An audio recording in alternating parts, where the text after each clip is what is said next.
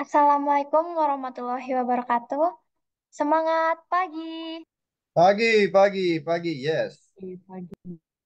Selamat siang kepada para peserta ruang ketiga volume 9. Salam sejahtera untuk kita semua.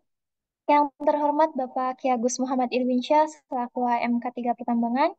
Yang saya hormati Bapak Syamsul Rizal selaku pemateri dari PT Persada Nusantara BTSJ. Yang kami banggakan Bapak Ibu peserta yang hadir pada kesempatan di webinar ruang ketiga.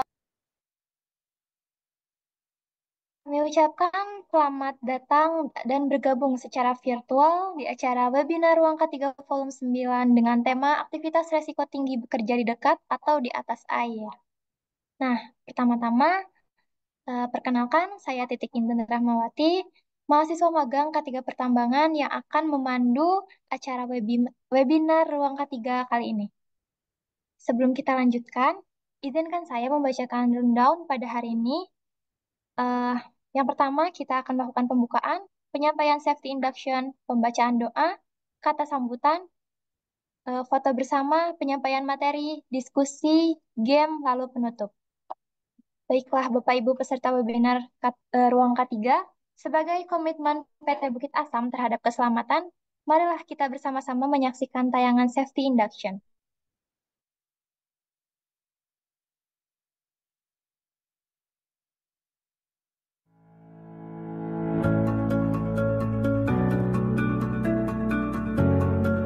Safety induction. Honorable guests, ladies and gentlemen, we would like to welcome you to today's event. All attendees are welcome to join us from their homes or workplaces. Before starting the activity, according to the safety procedures for organizing activities carried out online, we ask you to pay attention to the following safety procedures. First, secure your environment. Find a quiet, distraction-free location. Ensure proper lighting, and adjust the viewing distance and screen brightness of the device you are using to avoid eye strain. Set up ergonomic chairs and tables, and position sitting properly to prevent discomfort. Second, technical considerations. Conditioning the internet network during the event. Test your audio and video settings before the meeting. Familiarize yourself with Zoom controls for breaking up, raising hands, and chatting. Pay attention to electrical hazards such as the use of overloaded electrical terminals. And make sure the area being used is safe from other potential hazards. Third, data security. Do not share meeting links or passwords publicly. Avoid discussing sensitive information except in secure sessions. Immediately report suspicious activity or participants to the host.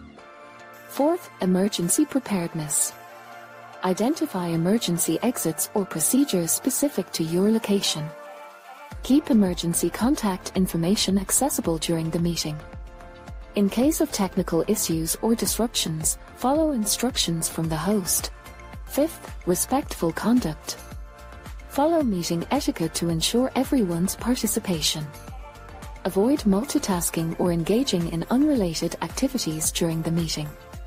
Respect the privacy of other participants. Sixth, health and well-being.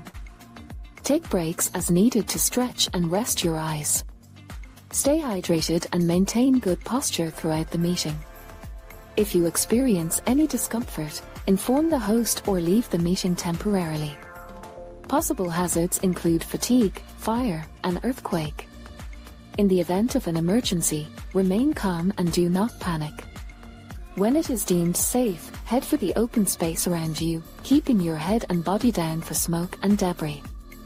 If you need help, please get in touch with the nearest public service immediately. Thank you for your attention. Please continue your activities and keep your safety and health in mind.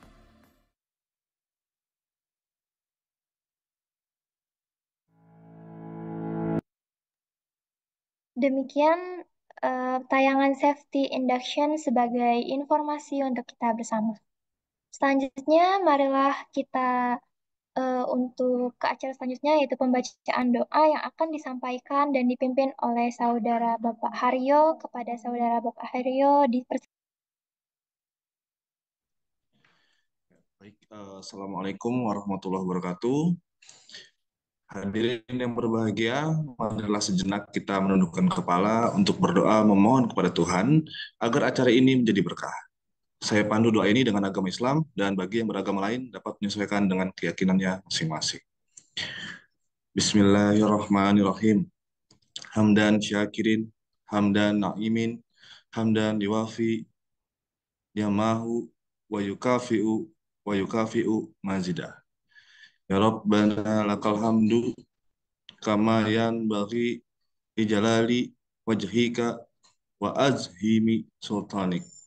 Allahumma salli ala Sayyidina Muhammad wa ala ali Sayyidina Muhammad.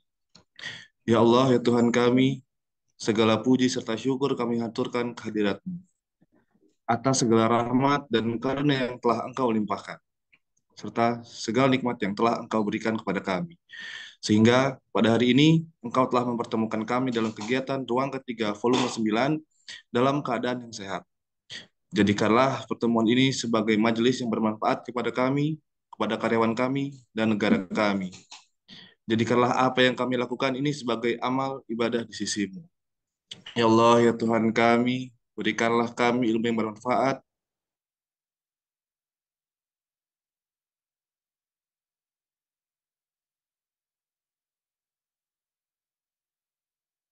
inilah setiap pekerjaan kami, pekerjaan rekan-rekan kami, agar kami dapat memberikan manfaat dalam keluarga kami dan berkiprah dalam pembangunan negara kami. Ya Allah, ya Ghafur, Tuhan yang Maha Pengampun, ampunilah dosa dan kesalahan kami, dosa kedua orang tua kami, dosa para pemimpin, dan dosa orang-orang yang telah mendahului kami. Rabbana atina fid dunya hasanah wa fil akhirati hasanah wa qina azabannar. Subhana rabbika rabbil izzati amma yasifun wassalam alal mursalin walhamdulillahi rabbil alamin. Wassalamualaikum warahmatullahi wabarakatuh. Terima kasih kepada saudara Bapak Haryo atas pembacaan doanya. Selanjutnya, dalam keadaan berkabung dan berduka cita atas meninggalnya putri dari Bapak Yuhendri Wisra selaku Vivi K3L Korporat, marilah kita sama-sama mendoakan almarhumah. Semoga almarhumah dapat diterima dengan baik di sisi Allah Subhanahu wa Ta'ala. Berdoa dapat dilaksanakan di tempat masing-masing.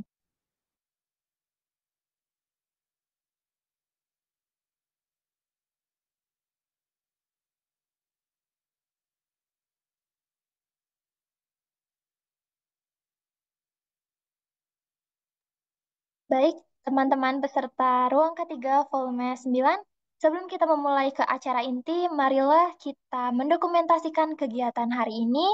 Dimohon kepada Bapak Ibu sekalian untuk menyalakan kameranya dan tidak lupa untuk memakai virtual background yang sudah disediakan di kolom chat berikut.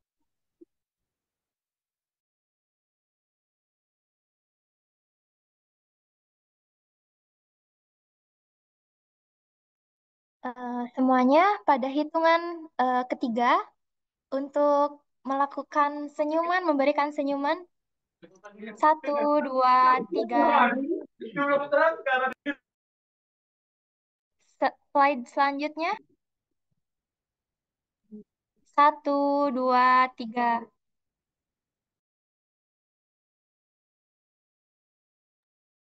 Dan juga slide berikutnya.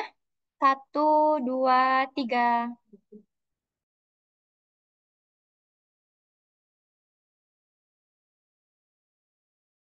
Nah, teman-teman, marilah kita memulai beranjak ke acara inti.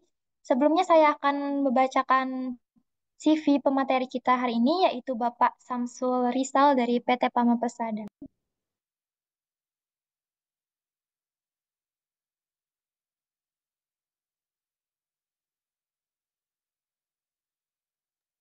Bapak Samsul Rizal, SHE Departemen Head PT Pama BTSC.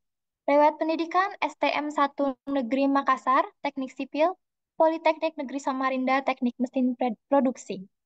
Karir pada tahun 2009 sampai 2010 yaitu Junior Mekanik dari PT RA Site Adaro Kalsel, 2010 sampai 2011 FGDP SHE PT Pama Site Adaro Kalsel, 2011 sampai 2012 SHE People Development Officer PT Pama Site Adaro Kalsel. 2012 sampai 2015 SHE Sistem PT Pama Site Adaro Kalsel. 2015 sampai 2017 SHE Operation PT Pama Site Adaro Kalsel.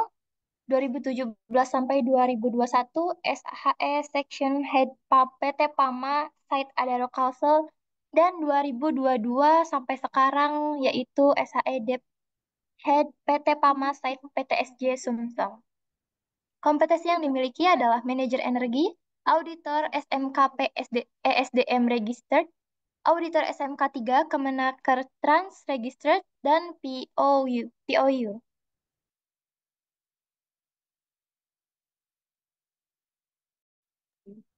Baik, setelah itu kita sama-sama untuk mendengarkan penyampaian materi terkait aktivitas risiko tinggi bekerja di dekat dan di atas air oleh Bapak Samsurizal selaku dari PT Pama Persada BTG.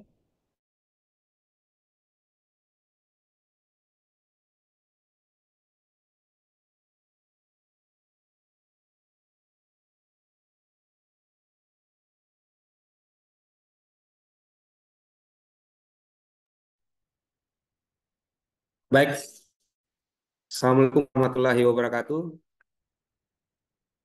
Suara Waalaikumsalam saya warahmatullahi sudah Waalaikumsalam. terdengar. wabarakatuh. Waalaikumsalam Baik, warahmatullahi wabarakatuh. weh, suaranya Pak Yani ini habis makan pindang kayaknya. Baik, rekan-rekan sekalian, bahwa hari ini kebetulan saya diberi kepercayaan dari K3 Corporate untuk mengisi materi ruang K3 volume 9 terkait dengan aktivitas berisiko tinggi bekerja di dekat. Eh, jadi sebenarnya di 3 minggu yang lalu saya dihubungin. Kemudian saya ditanya waktu itu mau ngisi materi tentang apa Pak yang bagusnya ya. Jadi kebetulan saya waktu itu baru mendapat sharing terkait dengan adanya kejadian kecelakaan yang terjadi di bulan Agustus.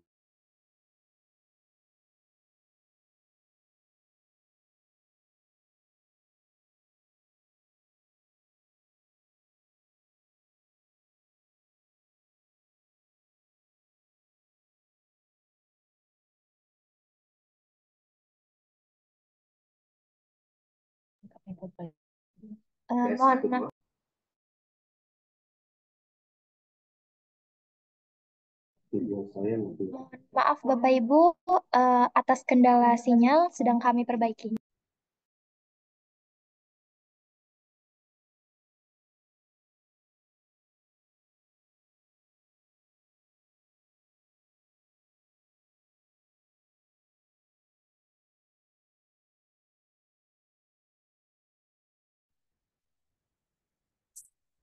Cek 1 2.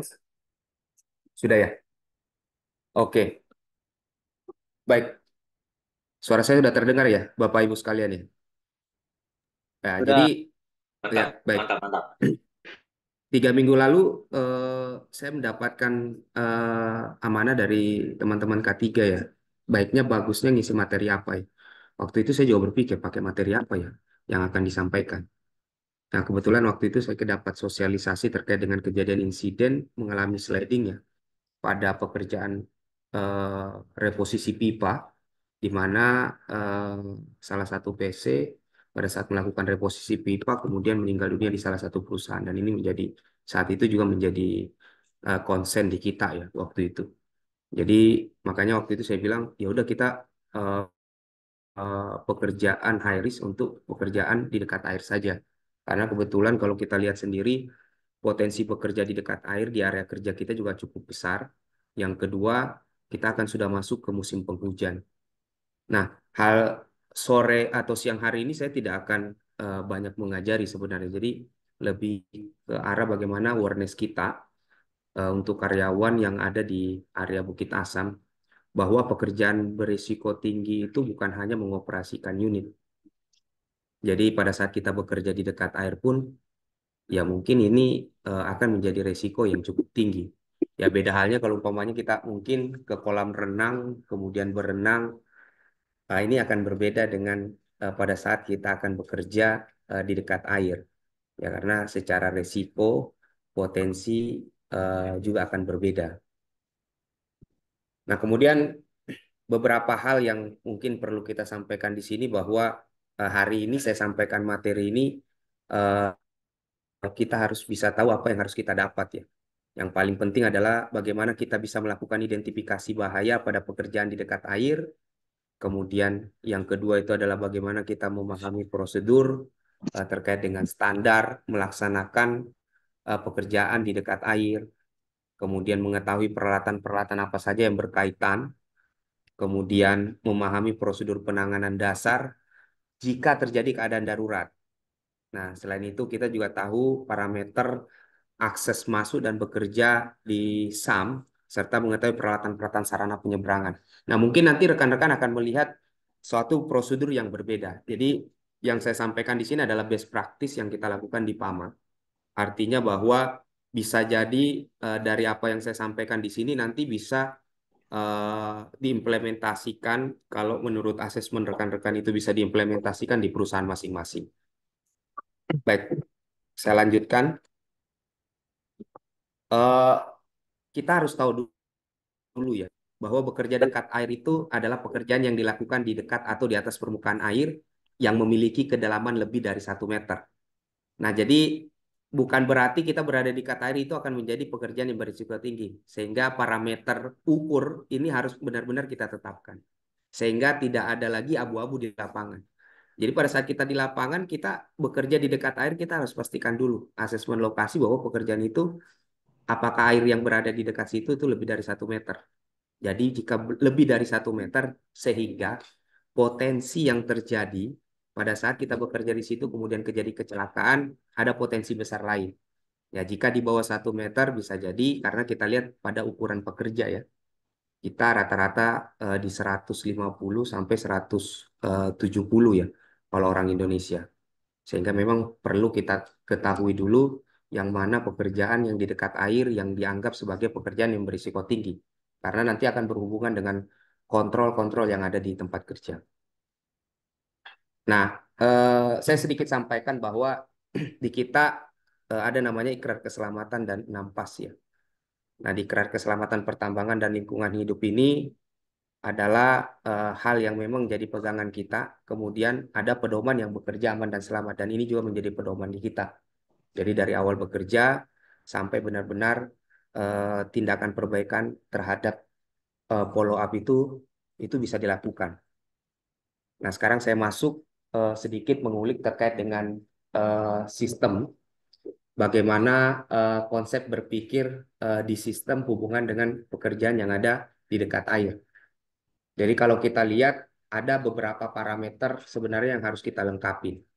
Jadi pada saat kita bekerja di dekat air, bukan hanya parameter people supervisi atau infrastruktur atau sistem yang harus kita lihat, tetapi 4 parameter ini menjadi parameter yang harus semuanya dilengkapi.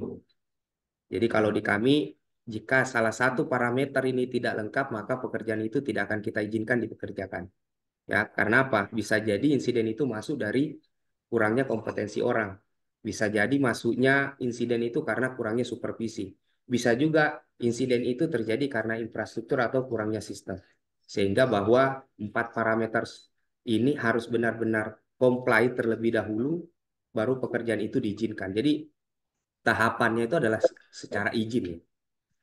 Nah, kemudian kalau kita berbicara secara preventif, kemudian monitoring dan emergensi. Setelah parameter itu kita tentukan, ada sistem preventif yang harus kita lakukan. Kalau di kami dikenal elemen PAMA Safety Management System.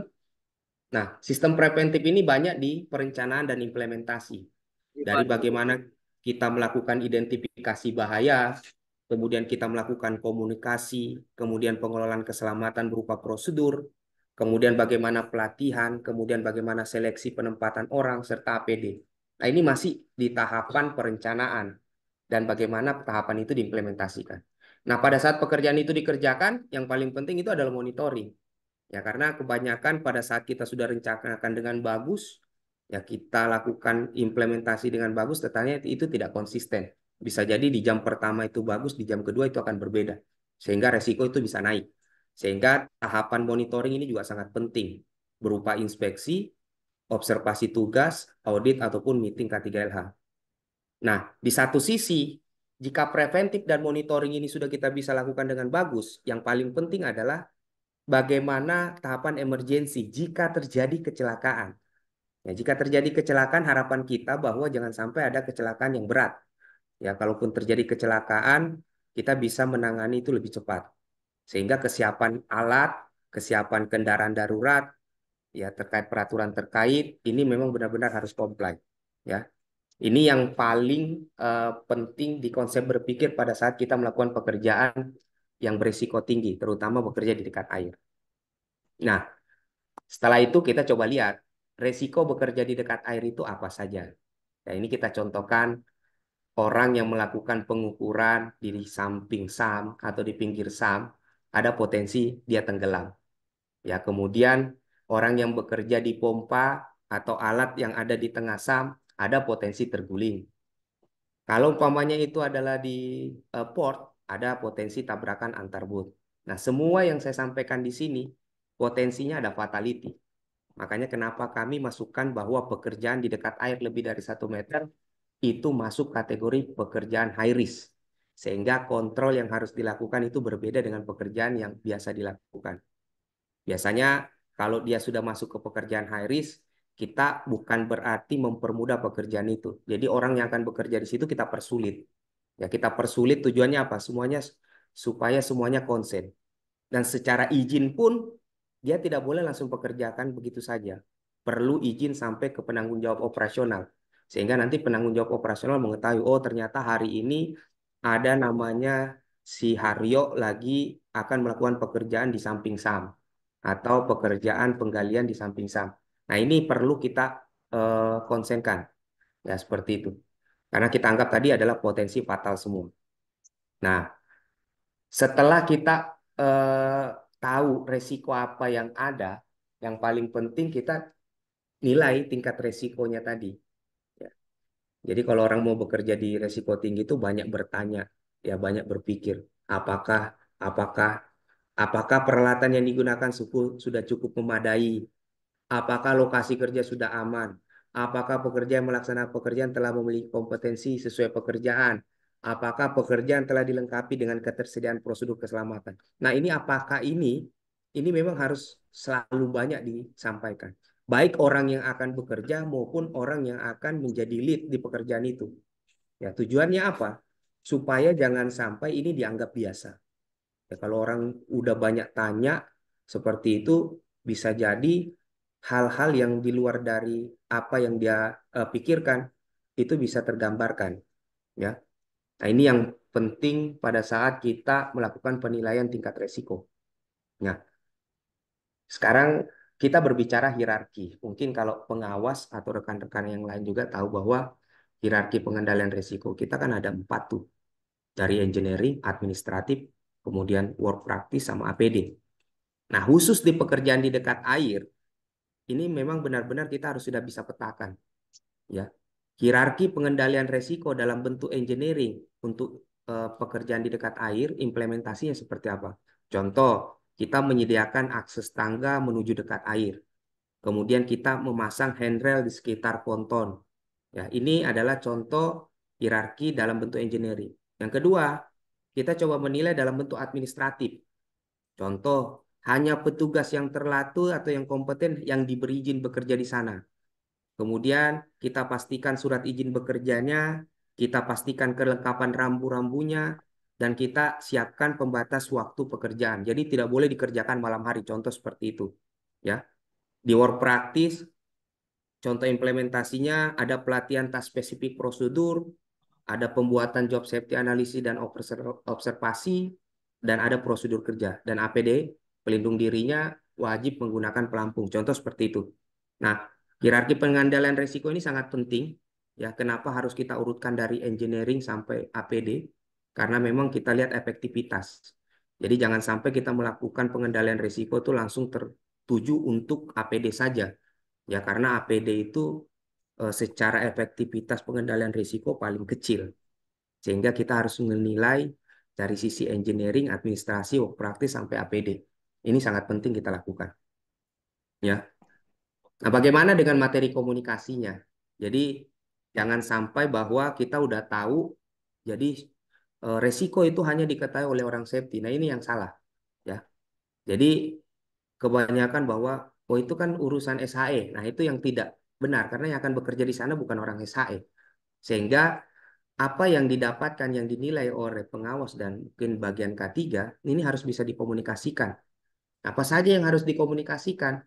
Dari bahaya, prosedurnya, persyaratannya, standar bekerjanya, prosedur pengendaliannya. Nah, ini perlu diketahui oleh pekerja, ya. Karena jangan sampai pekerja tidak tahu, cuma pengawas yang tahu.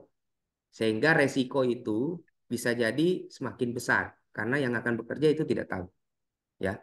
Ini yang harus kita ketahui dan harus kita bisa sampaikan kepada pekerja yang akan bekerja di sana. Nah, sekarang kita masuk ke bagaimana detail, ya, detail terkait dengan aspek-aspek yang harus dipenuhi. Ya, ini saya sampaikan bahwa ini adalah best practice yang dilakukan di PAMA. Jadi mungkin bisa jadi prosedurnya akan berbeda di tempat Bapak Ibu sekalian. Sehingga memang mungkin kita bisa ambil, oh ternyata ini bisa kita gunakan di perusahaan Bapak, ya udah, tinggal kita gunakan. Nah, contoh seperti ini. Yang pertama kita perhatikan adalah aspek people bekerja di dekat air. Ya, kalau di best practice kami, orang yang boleh bekerja di dekat air itu adalah orang yang sudah memiliki authority. Jadi kita tandai orang-orang siapa saja yang sudah memiliki authority. Jadi pada saat kami turun ke lapangan, kami lihat ada pekerja, kemudian yang pertama kami tanyakan authority-nya. Jadi kami keluarkan yang namanya ID card authority untuk bekerja di dekat air. Nah, authority ini dikeluarkan oleh orang-orang yang punya kompetensi. Biasanya kami melakukan tes, ya, biasanya kami melakukan tes eh, yang notabene sudah ada materi khusus. Jika nanti itu selesai dan dinyatakan lulus, maka SHE akan mengeluarkan yang namanya authority, ya. SHE akan mengeluarkan eh, apa? Ini materinya masih terlihat ya? Masih ya? SHE akan mengeluarkan authority. Jadi authority itu adalah pegangan. Jadi Bilang, kenapa itu perlu kita keluarkan authority supaya kita bisa memetakan orang-orang siapa saja yang boleh berada atau Materinya nggak bekerja enak di dekat lancar. air. materinya Eh, hilang. materinya hilang. Oke. Dipilih aja, itu ada dua layar itu, ada dua layar. Ambil layar punya Pak Samsul Rizal. Itu Pak LP matiin aja layarnya.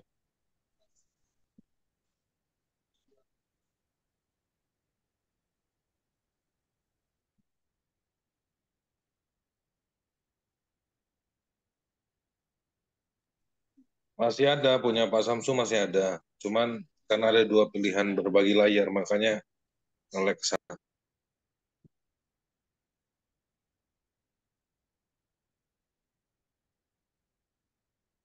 Udah terlihat? Sudah. Sudah bagus. Oke, siap. Sudah Pak Rizal. Oke, oke, oke. Wih, ini suara Pak Marlius ini. Ya, jadi mohon maaf ya. Jadi memang ini kekurangan kita kalau online, tapi semangat kita adalah bagaimana berbagi ilmu dulu. Baik, saya lanjutkan ya. Jadi tadi saya sampaikan authority. Authority sudah jelas.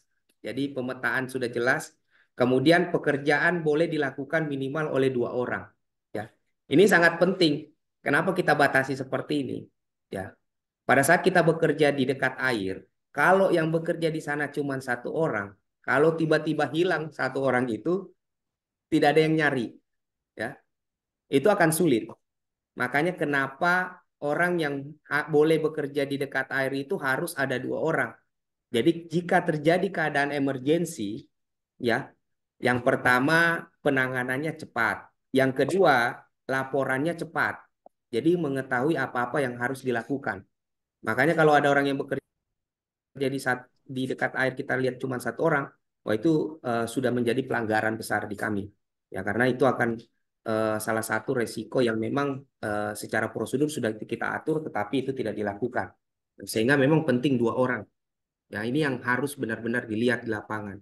Ya, jadi kalau teman-teman di lapangan melihat ada yang bekerja di dekat air cuma 1 orang, mungkin bisa disampaikan bahwa penting orang kedua yang harus ada di sana.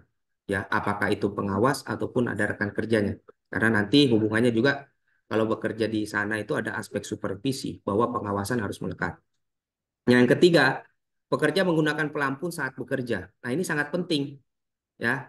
Karena kita tahu orang yang pintar berenang saja itu bisa tenggelam, apalagi orang-orang yang tidak bisa berenang. Ya, makanya kenapa kita minta bahwa setiap orang yang bekerja di sana itu wajib menggunakan pelampung. Nah, salah satu kontrolnya kita bahwa di dekat air itu kita pasangin di mana area wajib batas pelampung. Jadi kalau kita berada di dekat di mana batas area wajib pelampung itu sudah kita pasang bahwa di daerah sini sudah harus pakai pelampung. Nah, yang keempat, membawa radio komunikasi. Ini juga sangat penting karena jika terjadi keadaan darurat, kalau orang teriak dari bawah dengan jarak 50 meter bisa jadi apa yang disampaikan berbeda. Sehingga nanti penting wajib menggunakan radio komunikasi. Dan yang kelima, penggunaan senter atau penerangan. Makanya kalau di SAM itu penerangan itu wajib ya. Biasanya kita arahkan ke arah ponton. Nah, ini aspek people untuk bekerja di dekat air. Selain itu, ada beberapa hal-hal yang perlu diperhatikan bekerja di area SAM, akses ke SAM, instalasi pipa, pengukuran debit di SAM. Ini juga masuk pekerjaan di dekat air. Nah, ada beberapa tambahan seperti nanti menggunakan penutup telinga atau air plug untuk pekerja yang pada saat pompanya aktif. Ya, di sana ada potensi hal yang berbeda.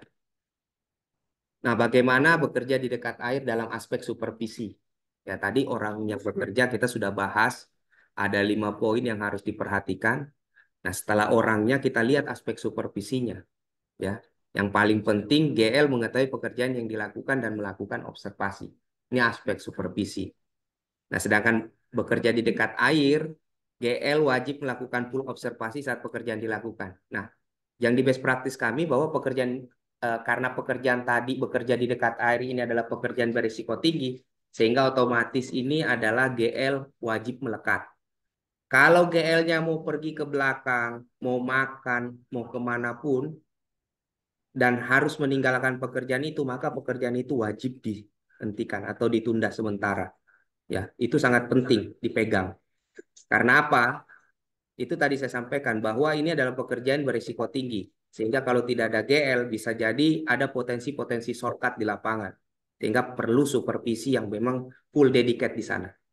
Nah, selain itu, SHI Departemen itu akan melakukan pemantauan dan verifikasi pengendalian minimal 1 kali per hari. Jadi SHI wajib datang ke sana minimal 1 kali per hari.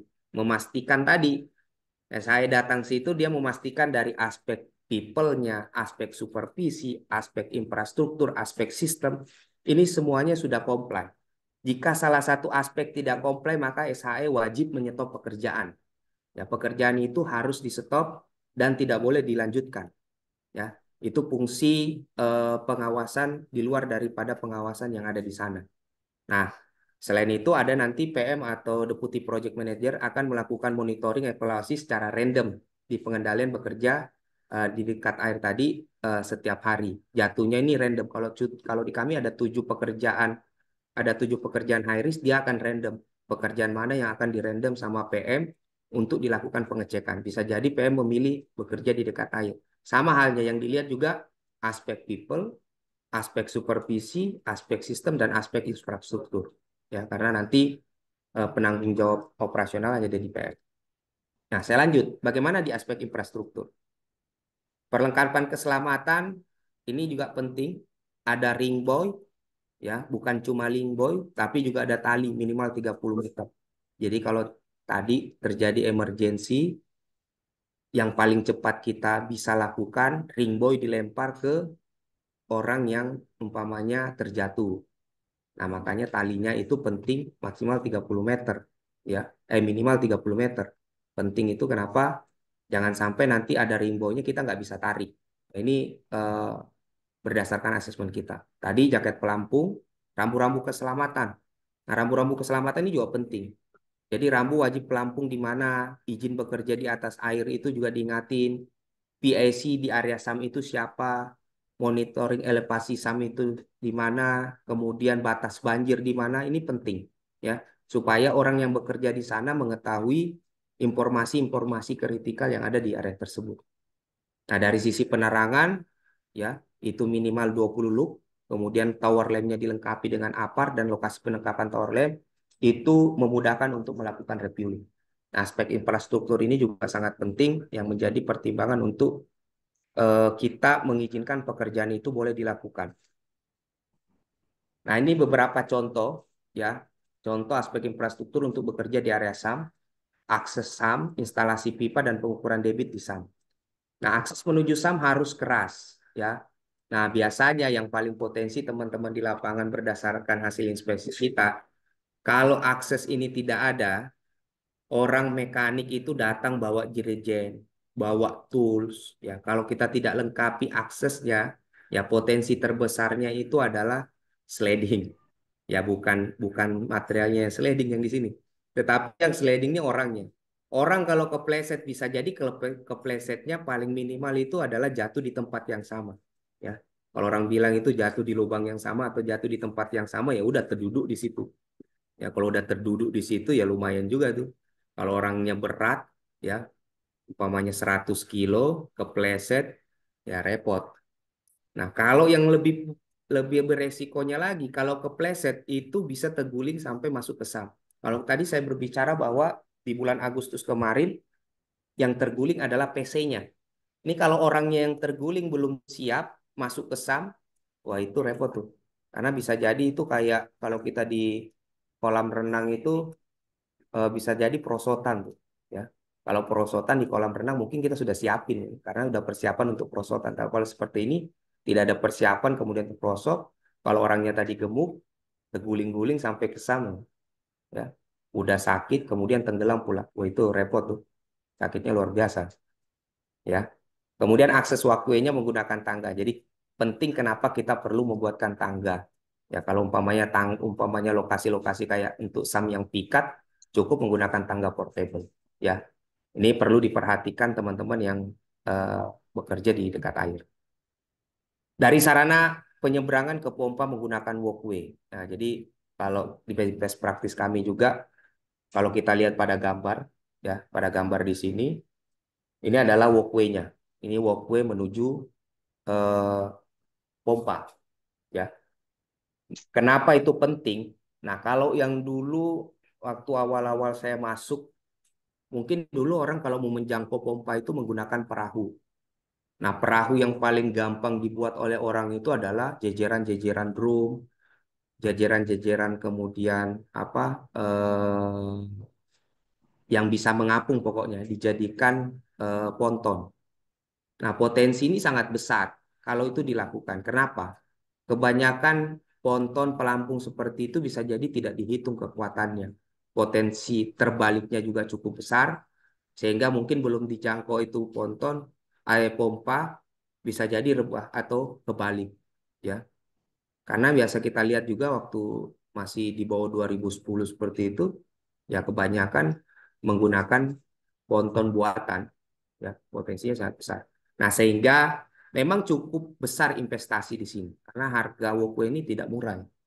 Jadi kita harus investasi walkway, jumlahnya pun kita sesuaikan dengan jarak jarak ponton ya, jarak pompa tadi.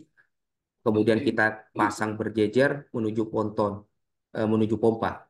Ya, kita buat seperti itu. Nah, itu menjadi walkway, ya menjadi jembatan yang digunakan sehingga tidak ada lagi ponton penyeberangan. Nah, ponton penyeberangan atau perahu, ya biasa juga bisa menggunakan perahu. Nah, bentuknya seperti ini. Biasanya kita buat walkway dipasang railing, kemudian segmen walkway dengan panjang 2 meter, maka dipasang satu railing per 1 meter. Dan untuk panjang walkway lebih dari 2 meter, maka dipasang railing per 1,5 meter. Ini sudah jadi standar. Jadi kalau kami di HSE atau di SHE saat turun di lapangan, ya kita sesuaikan dengan standar. Saat kita melihat walkway-nya lebih besar, lebih panjang dari 2 meter, maka kita lihat railingnya per 1,5 meter atau tidak.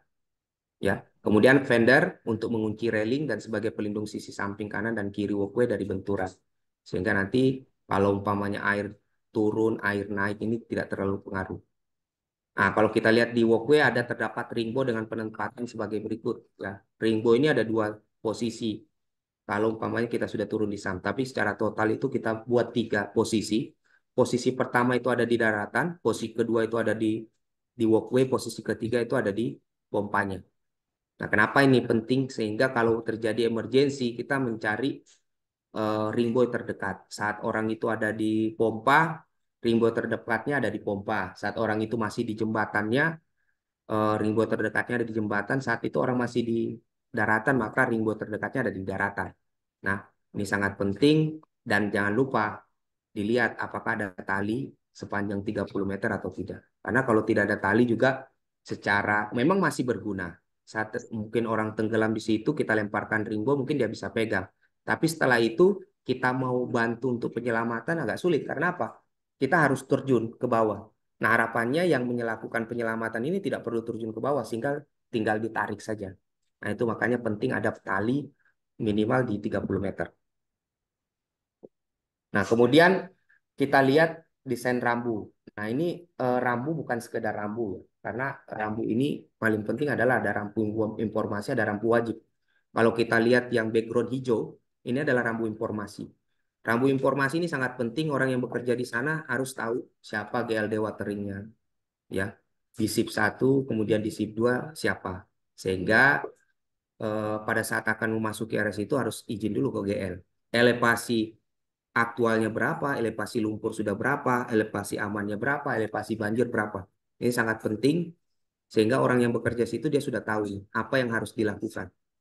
Nah, selain itu nanti ada rambu wajib. Rambu wajib ini ada rambu yang menyatakan bahwa apa saja yang wajib dilengkapi. Ya, wajib memiliki izin dan wajib menggunakan pelampung. Ya. Nah, ini contoh ilustrasi untuk ducting pipe. Nah, ini juga sangat penting ya. Jadi kalau di gambar ini nanti saya sampaikan, yang pertama dulu saya coba sampaikan bahwa penerangan di sana dipastikan minimal 20 lux. Ya, karena bisa jadi orang yang bekerja di sana eh, ini ibaratnya kalau umpamanya dia salah injak, wah itu repot tuh.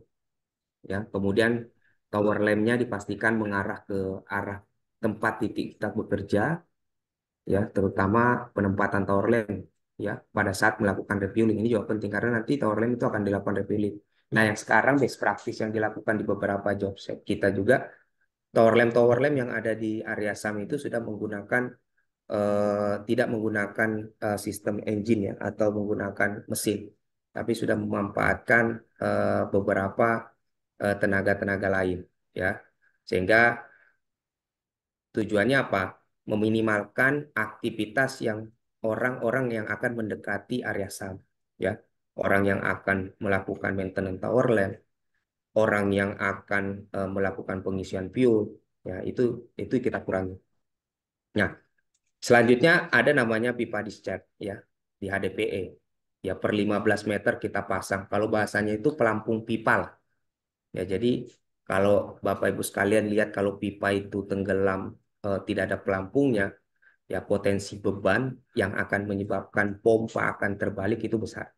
Makanya kenapa di sepanjang pipa itu ada pelampung pipa dan juga ada minimal ya harus 15 meter. Kalau umpamanya 15 meter saat asesmen kemudian kita lihat masih tenggelam itu pipa, ya kita harus tambahin lagi ya pelampung pipanya kita tambahin. Tujuan utamanya itu jangan sampai pipanya tenggelam lah. Ya, ini sangat penting. Kemudian penempatan pompa harus disusun dengan rapi. Ya, jadi jangan sampai nanti ada yang di sana, ada di kiri. Nah, secara pengalaman saya kalau di sini kita masih menggunakan 2 sampai 3 pompa. Kalau pengalaman saya di salah satu perusahaan dulu di Kalimantan Selatan di Adaro, karena kita sudah bermainnya paling bawah, jumlah pompa di bawah itu sampai 100 pompa tuh. Ya, kalau jumlahnya sudah sampai 100 pompa, karena area besaran bukaan SAM itu juga cukup besar, nah itu benar-benar harus disusun rapi. Ya, karena kalau tidak tersusun rapi, resikonya ruwet. Ya, ruwet bukan di pompa saja, nanti ruwet juga di pipa.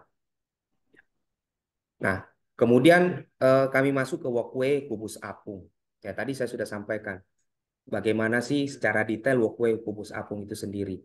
Tadi walkway ini adalah sarana penyeberangan desa menggunakan walkway yang terbuat dari kubus apung. Ya, standar dimensinya juga sudah diatur, dari lebarnya itu adalah 1,5 meter, 3 pieces kubus apung. Panjangnya menyesuaikan jarak dari darat ke pompa. Jadi kalau umpamanya pompanya itu di jarak 1 kilometer atau anggaplah 500 meter, sehingga jumlah kubus apung yang kita akan gunakan itu cukup banyak, ya, sehingga investasinya cukup cukup besar. Makanya kalau untuk sam-sam yang sudah gede kemudian harus pompa itu di tengah, maka jumlah kubus apungnya itu harus banyak.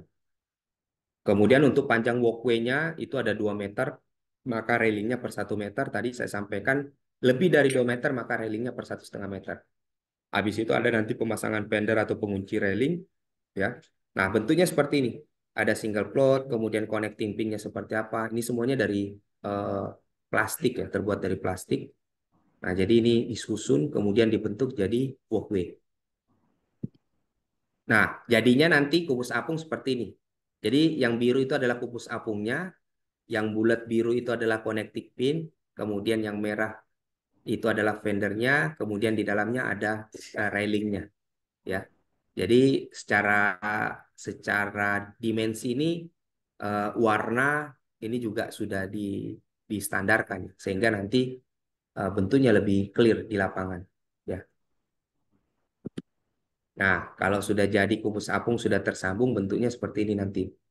Ya, jadi per 3 kubus apung, ya, kemudian ada railing, nah, kemudian ada apa, ring boy di tengah-tengah seperti itu. Nah, ini yang jadi jembatan. Ya, ya, kalau harapan kita sebenarnya mengurangin orang lewat sini, tapi kalaupun harus lewat, ya harus menggunakan desain walkway, ya. Karena memang kalau harapan kita itu kurangin pekerjaan di dekat air, ya. Itu kita tahu risikonya sangat tinggi lah.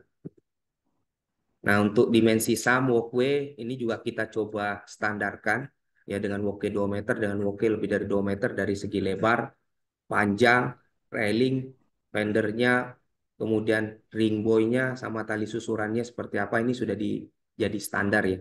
Supaya nanti karena kalau kita tidak menyebutkan standar, bisa jadi saya yang turun di sana nanti akan berbeda yang disampaikan umpamanya Mas Andio, ya. Jadi memang benar-benar harus ada parameter standar supaya bahasanya tidak surgawi sih, ya. Kalau yang surgawi-surgawi itu bahasanya itu jelas. Jadi akan ada perbedaan tergantung orang melakukan interpretasi di sana. Nah, ini kami sampaikan lagi untuk aspek infrastruktur lanjutannya. Tadi ring boy sudah saya sampaikan.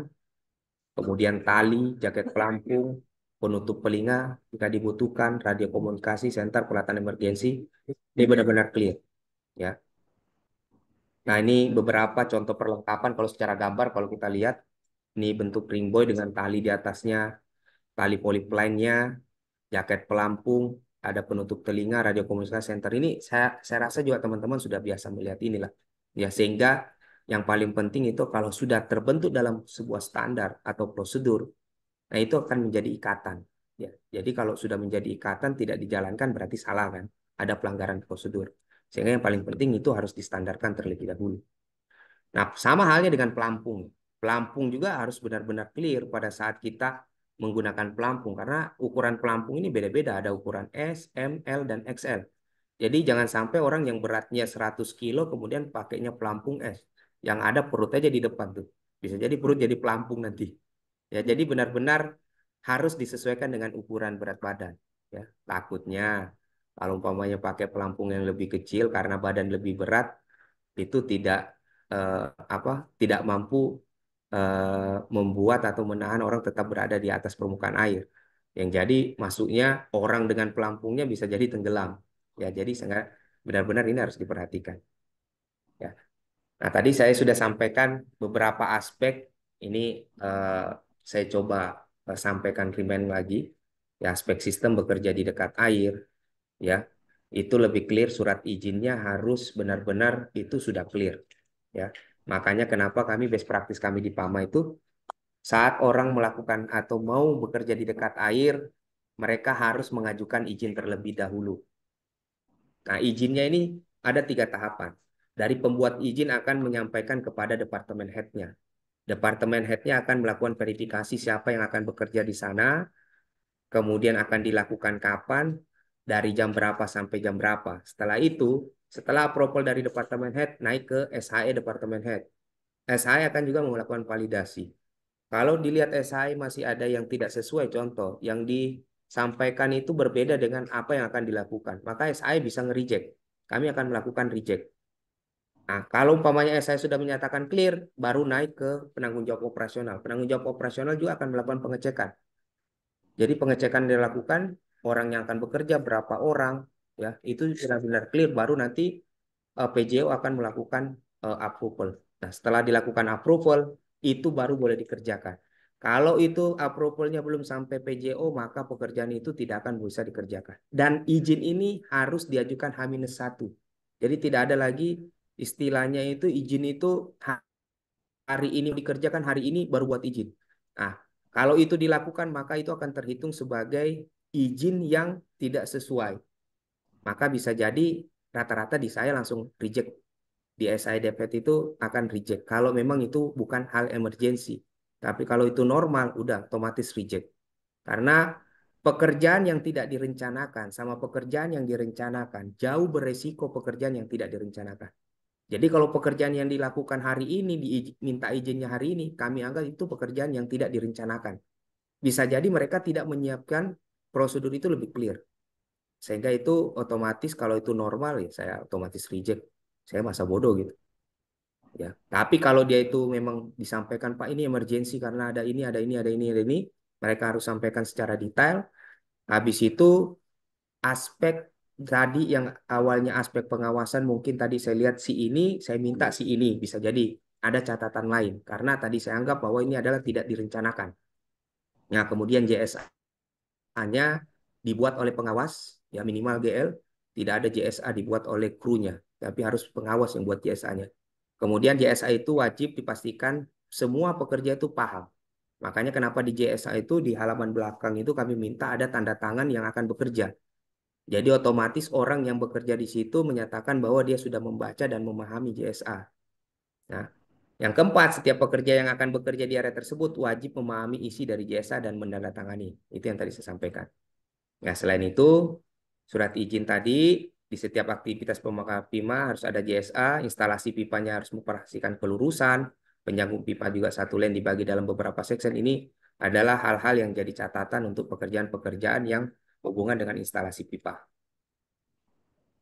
Bagaimana inspeksi dan observasi? Nah, tadi saya bilang bahwa setiap GL harus melakukan pengawasan melekat pada saat aktivitas bekerja di dekat air dilakukan. Melaksanakan inspeksi dan observasi tugas sebelum, saat, sesudah aktivitas bekerja di dekat air. Jadi memang supervisi ini bukan cuma ada di sana, ya. Supervisi ini bertujuan untuk melakukan inspeksi. Jadi GL yang ada di sana wajib melakukan inspeksi. Jadi buktinya kami melihat bahwa itu supervisi melekat, GL itu melakukan inspeksi sesuai dengan waktu-waktu yang sudah kita tentukan. Apa saja yang dilakukan atau yang dicek? Pengecekan infrastruktur. Karena bisa jadi walkway tadi bergeser. Bisa jadi tali itu hilang di bawah orang. Bisa jadi tangga tadi itu tidak ada. Ya, sehingga kenapa itu setiap waktu harus dilakukan pengecekan? Karena kondisi-kondisi seperti ini bisa berubah sewaktu-waktu. Ya, makanya fungsi pengawas di sana itu bukan cuma untuk mendampingi, tetapi memastikan bahwa tadi secara parameter-parameter itu masih tetap sama. Jika di sewaktu-waktu parameternya berubah, maka hal yang harus dilakukan oleh pengawas menghentikan pekerjaan dan memastikan parameter itu komplai terlebih dahulu kembali. Nah, itulah fungsi pengawas di sana. Kemudian pengecekan alat keselamatan itu telah tersedia, penggunaan APD itu sudah sesuai atau benar. Ya, jadi kita sebagai supervisi itu harus bisa memastikan tugas dan tanggung jawab kita memang sudah sesuai. Jadi bukan cuman kita mendampingin atau menyuruh, ya, tetapi fungsi kita memastikan semuanya kesiapan, ya, karena orang yang akan bekerja di sana itu adalah orang. Bisa jadi orang itu punya anak dua, ya, istri mungkin dua, dua kali dua empat, banyak yang harus dihidupin. Kalau yang harus dihidupin banyak, kemudian terjadi apa-apa, dan itu kesalahan atau kelalaian itu adalah dari pengawas, ya maka mungkin jika terjadi sesuatu, kita akan menanggung beban yang cukup berat. Ya makanya sebelum itu terjadi, fungsi supervisi ini harus benar-benar clear. Ya, jadi jangan sampai sudah terjadi baru kita menyesal. Ya, saya rasa itu akan berat. Ya, cukup sangat berat. Ya, apalagi kita tahu, oh tadi saya maksa dia nggak usah pakai pelampung, yang penting turun aja dulu. Kemudian terjadi apa-apa. Wah, itu berat. Ya, sebagai seorang atasan cukup sangat berat. Sehingga supervisi di sini ini sangat penting. Karena kalau menunggu dia yang akan menyampaikan, Pak ini saya tidak berani, bisa jadi dia sungkan. Ya, orang yang memang sangat butuh pekerjaan karena untuk menghidupi keluarga, saat dia dihadapkan pada satu resiko yang memang itu cukup gantung, dia akan cukup segan untuk menyampaikan bahwa itu salah. Ya, nah hal ini fungsi pengawas lah yang di sini yang sangat penting. Ya, jadi makanya kenapa orientasi pengawas itu jangan ke produksi yang pertama. Ya, safety orientednya itu yang harus dijaga nomor satu. Saat itu tidak sesuai, kita bisa melakukan hal-hal yang bisa lebih clear. Ya, nah dievaluasi kepala departemen produksi ini fungsi head produksi. Ya, bahwa eh, ada evaluasi yang harus dilakukan di komite tingkat level 2 dipimpin oleh departemen head, disampaikan ke pelus pengawas. Ya, banyak hal yang perlu disampaikan dari follow up deviasi yang ditemukan, follow up tindakan disiplin, follow up kondisi peralatan. Nah, ini hal-hal yang perlu diperhatikan karena bisa jadi ini tidak tersampaikan dengan bagus atau bahkan itu tersampaikan sebagai seorang kabak produksi kalau memang itu tidak clear, maka ini tidak akan terfollow up. Maka ini barap akan menjadi bom waktu. Ya, potensinya semakin besar. Ya. Nah, di audit yang kita lakukan juga bahwa saat ini kita ada sistem manajemen keselamatan pertambangan. Lakukan audit 1 tahun sekali. Ya. Dari 7 elemen audit, ya, dari kebijakan, bagaimana itu perencanaan, bagaimana struktur organisasinya, bagaimana implementasinya, ya, kemudian bagaimana nanti evaluasi, kemudian dokumentasi dan review kebijakan. Ini perlu benar-benar kita perhatikan. Dan bisa jadi itu tidak tergambarkan di daily activity, tapi tergambarkan di kebijakan di 1 tahun. Nah, ini saya coba contohkan tadi, ada beberapa contoh kejadian terkait dengan hal pompa sudah cukup banyak, ya. Nah, yang terakhir, saat itu sudah kita lakukan, saat semuanya aspek itu sudah kita penuhi, ya, yang paling penting adalah bagaimana kebijakan keadaan darurat. Karena tadi kita tahu bahwa kecelakaan itu bisa jadi karena tindakan tidak aman, kondisi tidak aman. Ini pernah sudah kita lakukan perbaikan. Tapi ada istilah 2% itu karena takdir. Kita juga tidak tahu. Ya, kalaupun terjadi, ya, minimal resiko yang harus kita kurangi. Makanya kenapa keadaan darurat ini penting. Ya, tadi ada ring boy, ya, kemudian ada apa? Pelampung, ya. Ini tidak cukup, ya. Kalau umpamanya ring boy sudah tidak terjangkau, pelampung sudah tidak mampu, orang itu sudah tenggelam dan kita melakukan penyelamatan, orang itu mungkin tidak sadarkan diri atau seperti apa, perlu keadaan darurat yang lain atau peralatan yang lain, ambulan, ya, kemudian basket stretcher, kemudian bagaimana perahu.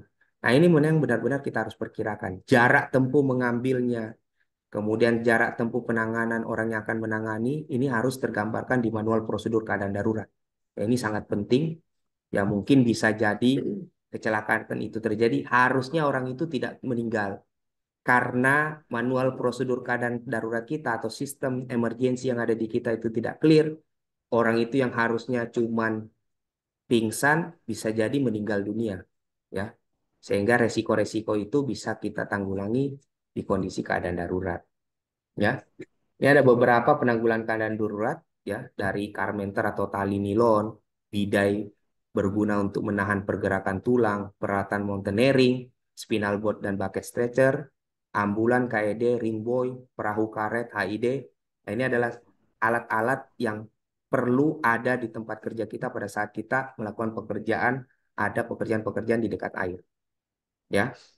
Nah, selain itu, kebijakan yang terpenting adalah kebijakan di manajemen. Bagaimana pada saat bekerja di dekat air tanpa menggunakan pelampung, bekerja di dekat air tanpa membuat izin kerja, itu harus benar-benar clear SP-nya. Ya, sehingga orang benar-benar akan memperhatikan bahwa ini benar-benar serius. Ya, jadi harus clear tadi prosedurnya, kemudian SP-nya. Nah, yang terakhir, bagaimana kesimpulan dari beberapa hal yang saya sampaikan tadi? Yang pertama, bekerja di dekat air merupakan salah satu aktivitas dengan risiko kritikal dengan bahaya terbesar adalah tenggelam. Ini harus kita pahami dan harus kita benar-benar renungkan ya, bahwa pekerjaan itu adalah pekerjaan yang berisiko tinggi. Sehingga kita sebagai seorang pengawas atau orang pekerja, pada saat kita ditempatkan pada posisi tersebut, harus benar-benar clear identifikasi bahaya sama penilaian risikonya. Jadi jangan dianggap biasa. Karena nilai risiko pada saat kita menganggap itu biasa, ya maka yang terjadi nilai risikonya akan meningkat. Ya, ini harus diperhatikan. Yang kedua, pengelolaan dan pengendalian bekerja di kata harus memperhatikan aspek tadi, people, supervisi, infrastruktur, dan sistem. Kalau 4 aspek atau parameter ini tidak terpenuhi di perencanaannya, lebih baik jangan diizinkan untuk dikerjakan. Kenapa tadi saya bilang, yang namanya insiden bisa jadi masuknya bukan dari aspek supervisi, bisa jadi masuknya dari aspek kesalahan orang, bisa jadi aspeknya masuk dari aspek kesalahan infrastruktur. Sehingga memang 4 parameter ini harus comply. Ya. Karena satu saja tidak comply bisa jadi disitulah titik terlemahnya dan menyebabkan insiden. Ya. Jadi 4 parameter ini harus benar-benar clear. Yang ketiga, karyawan yang akan bekerja di kata air wajib menyusun izin kerja. Ya. Pastikan bahwa mereka memiliki izin kerja. Tujuan izin kerja ini semua supaya semuanya sama-sama tahu dan sama-sama peduli. Kalau kita bekerja tanpa izin kerja, tiba-tiba datang, kemudian tiba-tiba dekat di situ, tidak ada yang tahu, itu yang repot. Karena kalau dengan adanya izin kerja, maka konsennya akan banyak. Bisa jadi konsen itu dari pengawas, bisa jadi konsen itu dari HSE, bisa jadi konsen itu dari PJU. Ya. Nah, yang ketiganya itu adalah JSA-nya.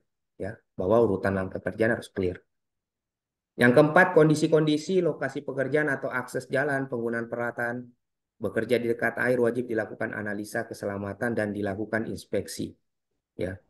Jadi pada saat pekerjaan itu sudah diizinkan, sudah dikerjakan, monitoringnya inspeksi. Karena tadi saya bilang, resiko itu 1 jam ke depan itu bisa berubah. Resiko itu bisa berubah, mungkin 5 menit ke depan bisa beda. Ya, makanya kenapa perlu dilakukan inspeksi. Kenapa perlu pengawas harus ada di sana dan melakukan supervisi secara melekat. Ya, standar kelengkapan peralatan wajib disediakan. Ya, kalau saya jadi pekerja tidak sesuai, ya mungkin saya bisa menolak kan, karena kita diatur di peraturan bahwa kita bisa berhak untuk menolak pekerjaan yang beresiko menurut kita dan itu tidak terkontrol dengan baik.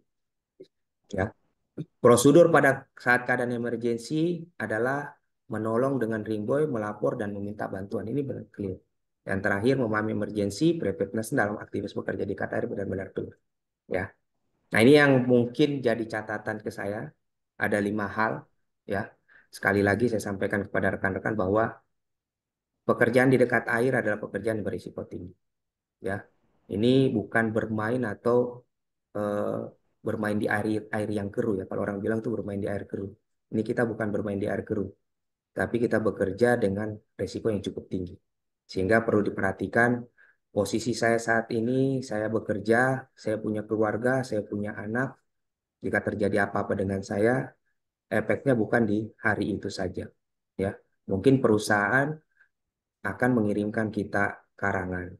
Ya, mungkin perusahaan hari itu bisa ini, tapi untuk keluarga kita akan merasakan cukup panjang, ya, cukup panjang yang akan dirasakan. Sehingga kita tahu itu ada resiko tinggi, kontrolnya kita maksimalkan, ya, tujuannya bahwa pekerjaan itu tetap aman dan selamat. Sekian dari saya, terima kasih. Assalamualaikum warahmatullahi wabarakatuh, dan semangat pagi! Pagi, Waalaikumsalam. Pagi, yes. Assalamualaikum warahmatullahi wabarakatuh. Pagi, yes. Terima kasih kepada Bapak Samsyo Rizal yang telah memberikan materi, mudah-mudahan materinya bisa ditangkap dengan baik, dilaksanakan dan diterapkan dalam pelaksanaan kerja tiap harinya ya Pak. Tentunya mari kita buka untuk sesi diskusi. Tentunya bakalan banyak yang nanya nih ya Pak, bakalan banyak yang penasaran. Untuk Pak Samsul sendiri sudah siap Pak untuk menjawab pertanyaannya? Siap, siap. Kalau saya bisa jawab. Nah, boleh nih buat Bapak Ibu peserta ruang K3 volume 9. Jika ada yang mau bertanya, boleh dipersilakan untuk raise hand. Dan jika ada yang mau bertanya di kolom chat, boleh segera dikirim pertanyaannya.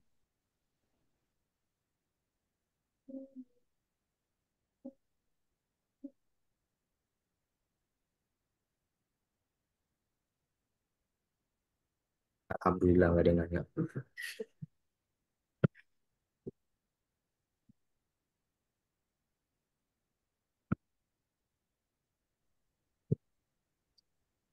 Silakan Bapak Ibu. Mau mau tanya apa Rizal? Mbak, izin Marlius nanya. Pak Marlius. Baik, Mau untuk bertanya Pak ini. Marius dipersilakan untuk bertanya. Ingin tahu Pak Rizal, apakah setiap kita yang bekerja di air ya, apa perlu kita mengetahui kedalaman airnya apa enggak itu? Karena kedalaman air itu wajib enggak diketahui oleh pekerja yang bekerja di sekitar air itu. Terima kasih.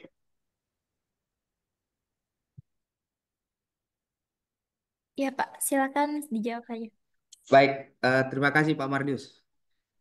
Tadi sebenarnya pertanyaan Pak Marlius ini tadi pas ketemu nih sebenarnya. Hadiahnya nanti saya bawa ke BTA langsung Pak Marlius. Baik, makasih Pak Marlius. Jadi kedalaman air ini memang sangat penting. Tadi saya bilang makanya kenapa rambu-rambu eh, elevasi air itu harus clear.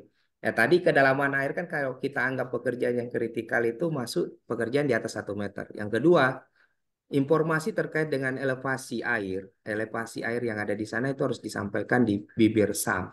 Sehingga nanti kenapa? Bahwa saat kita tahu, kan kita paham tuh. Makanya kalau kita ke kolam renang, mungkin ke Pak Marlius kemarin kita ke kolam renang kan, bareng tuh kita cari dulu yang mana nggak dalam, yang 2 meter di mana, 1,5 meter di mana.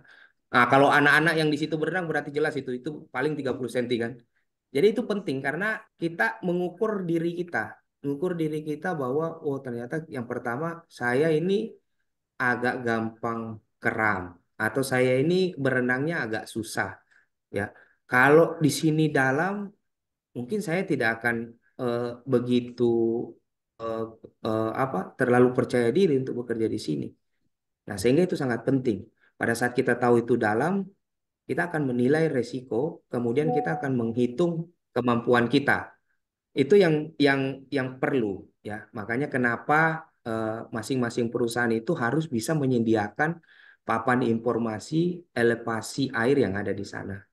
Seperti itu Pak Marius. Jadi itu sangat penting dan harus bisa benar-benar diketahui. Seperti itu Pak Marius. Oke, terima kasih. Siap. Besok kita main air lagi Pak Marius.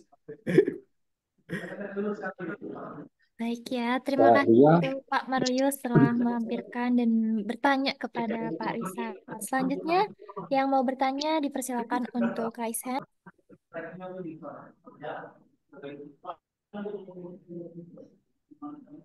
Ini. Baik, ini ada pertanyaan dari kolom chat.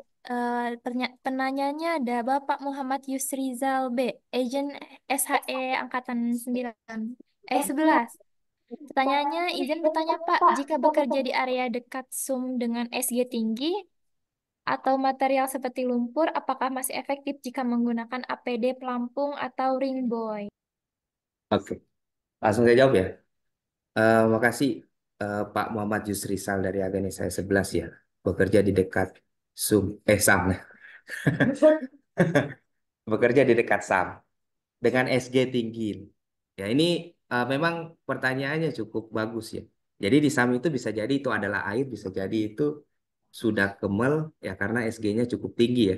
Sehingga nanti kalau umpamanya dia itu ke mall, apakah masih memungkinkan efektif menggunakan APD pelampung? Padahal kita tahu sebenarnya pelampung ini sebenarnya untuk lebih efektif di air ya, seperti itu. Ini tetap wajib digunakan. Ya, kenapa saya bilang kami bilang ini masih wajib kita gunakan. Jadi sebenarnya kan ini adalah alat bantu. Ya, memang secara efektif tidak efektifnya itu akan tergantung dari nanti SG-nya. Kalau itu benar-benar lumpur ya yang SG-nya cukup tinggi dan kemel, itu akan repot memang. Ya akan repot dan tidak akan berfungsi dengan baik. Tapi kenapa itu masih tetap kita gunakan? Itu adalah salah satu alat bantu. Alat bantu yang notabene kita tidak mengerti ya seberapa efektifnya nanti APD pelampung ini ya. Lebih baik kita tetap menggunakan itu ya. Karena kita tahu karena kalau umpamanya pun pada saat orang akan tenggelam di lumpur, alat bantu yang kita gunakan juga akan berbeda, tidak akan efektif menggunakan perahu tapi ada alat bantu lain yang akan digunakan. Ya, perhitungan efektif dengan tidak efektifnya jelas kalau dia lumpur kemel atau lumpur yang cukup apa ya SG-nya sangat tinggi itu tidak akan terlalu efektif, tetapi secara persyaratan tetap kita gunakan karena kita tidak mengetahui sejauh mana itu akan berfungsi. Ya, lebih baik kita gunakan. Makanya kenapa di kebijakan kami orang yang bekerja di dekat SAM itu tetap menggunakan pelampung. Nah, bisa jadi nanti yang terakhir, jika terjadi keadaan emergensi, ya orang itu tidak kelihatan atau orang itu tenggelam, maka salah satu alat bantu yang kita gunakan itu untuk mengetahui orang atau mendapati orang, salah satunya adalah pelampung. Yaitu alat bantu yang terakhir nanti sebagai eh, informasi yang lebih yang kita bisa gunakan pada saat kita melakukan evakuasi. Seperti itu Pak Muhammad Yusrizal. Nah, untuk Bapak Muhammad Yusrizal, apakah pertanyaannya sudah terjawab, Pak? Baik, terima kasih Pak Samsul atas jawabannya. Sangat menjawab. Terima kasih. Terima kasih. Nah, boleh yang masih mau bertanya bisa raise hand atau mengirimkan pertanyaannya di kolom chat. Nah, penanya selanjutnya nih ada dari Bapak Jalal B. Jumrowi dari Satker Penambangan Swakelola 2. Pertanyaannya, apakah seluruh yang kerja di air, khususnya petugas dewatering, apakah saat rekrutmen wajib bisa berenang? Karena banyak kejadian fatality, salah satunya petugas tidak bisa berenang. Baik, Pak Rizal, boleh dijawab. Baik, terima kasih Pak Jalal. Ya, sudah lama tidak ketemu di Bangkok Pak Jalal. Baik Pak Jalal, ini masuk kembali ke masing-masing kebijakan perusahaan nih. Kalau di kami sendiri, kami keluarkan kebijakan orang yang bekerja di area SAM, yang bekerja dengan SAM pada saat rekrutmen, itu wajib bisa berenang. Ya, itu adalah salah satu kompetensi yang harus bisa dijawab pada saat rekrutmen. Nanti pada saat kita mengeluarkan izin kerja,